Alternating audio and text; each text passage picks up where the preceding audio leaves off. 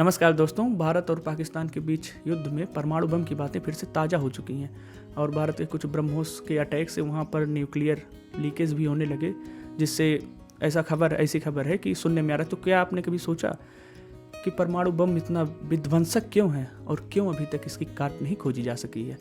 तो जी हाँ दोस्तों, आज उसी पर बात होगी कि ये इतना डेडली क्यों है।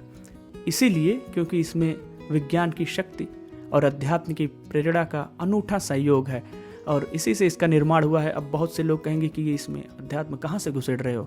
आपने नाम सुना होगा या नहीं भी सुना होगा, तो जे रॉबर्ट ओपेनहाइमर, जो परमाणु विज्ञान के जनक कहे जाते हैं, उनकी प्रेरणा का स्रोत श्रीमद् भगवद गीता था। उन्होंने जब 16 जुलाई 1945 को पहली बार परीक्षण किया परमाणु बम का, तो अध्याय 11 श्लोक 32 श्रीमद् भगवत गीता के उसका कोट किया कि भगवान उवाच कालोऽस्मि लोकक्षयकृत प्रवृद्धो लोकांस मार्हतुम इह प्रवृत्ते ऋतेऽपि त्वा न भविष्यन्ति सर्वे यवा स्थिता प्रत्येनकेषु योधा। अर्थात यही है कि भगवान कहते हैं अर्जुन से, जब अर्जुन हथियार डाल देते हैं, रख देते हैं कि मुझसे युद्ध नहीं होगा, कि देख अर्जुन, तू युद्ध कर या न कर, लेकिन ये जो सेनाएं हैं दोनों तरफ से ये मारी जाएंगी, इनका अंत निश्चित है, क्योंकि मैं ही काल हूँ। जी हाँ दोस्तों, जब रॉबर्ट ओपेनहाइमर का परीक्षण सफल हुआ तो उन्होंने कहा कि now I am become the death, the destroyer of the world, ये कहा उन्होंने। और इसको मैं कुछ अपनी तरफ से जोड़ कर नहीं बोल रहा हूँ, सारी फैक्ट हैं, सारी बातें फैक्ट हैं इसमें। और न्यूक्लियर बम की काट अभी तक नहीं खोजी जा सकी है बहुत बड़े पैमाने पर।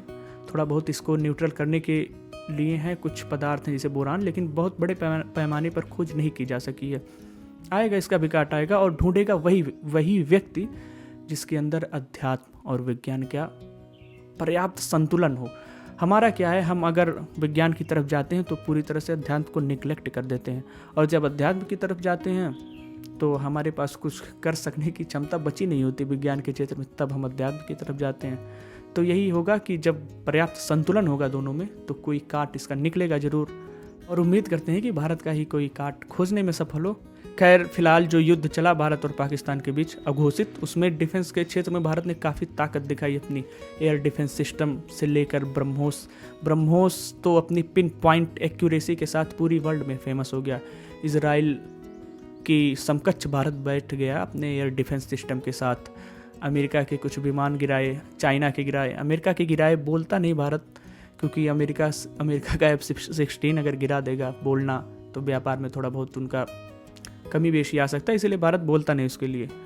और पिनाका का तो अभी यूज हमने किया नहीं। पिनाका तो ऐसा है जो भगवान शिव के धनुष के नाम से लिया गया है। अगर वो चलता है तो फिर 60-70 किलोमीटर तक बस धुआं धुआं धुआं दिखेगा पाकिस्तान में।